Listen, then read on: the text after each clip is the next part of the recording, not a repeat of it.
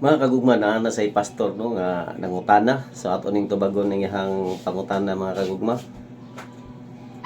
Asa magitinuod ani mga higala? Ang Kristyanismo gikan sa Roma mingkuyanap sa tibuok kalibutan.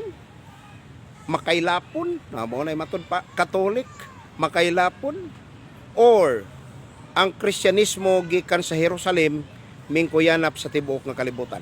Be? Kay kung ang mga CFD mo paminawon gikan man sa nahimo na may hinuon nilang sentro ang Roma. Ha? Nahimo na hinuon nilang sentro ang Roma, matud pa gikan sa Roma mingkuyanap sa tibuok kalibutan ang ilahang pagtuo. Ha? Ha? Switik na di na tinuod. Ang tinuod nga Kristyanismo gikan sa Jerusalem.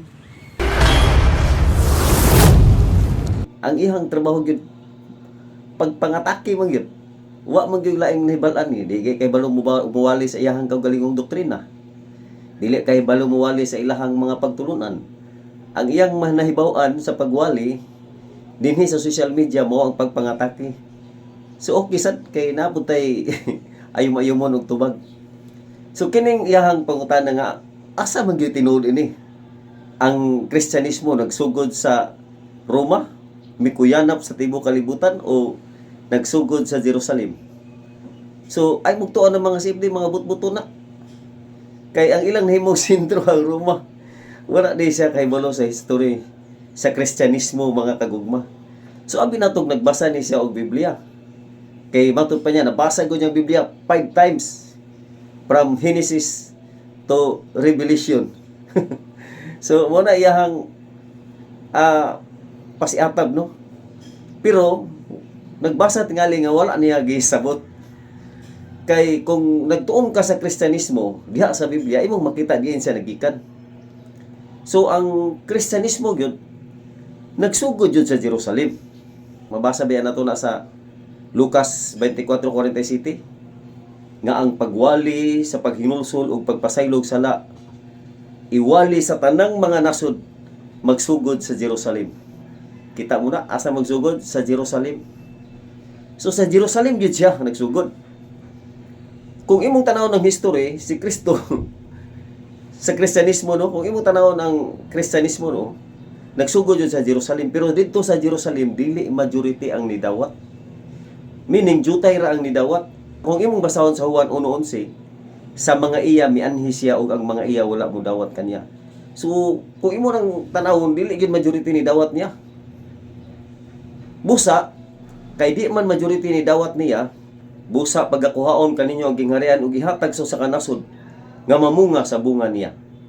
So, gihatag sa kanasod nga mamunga sa bunga niya.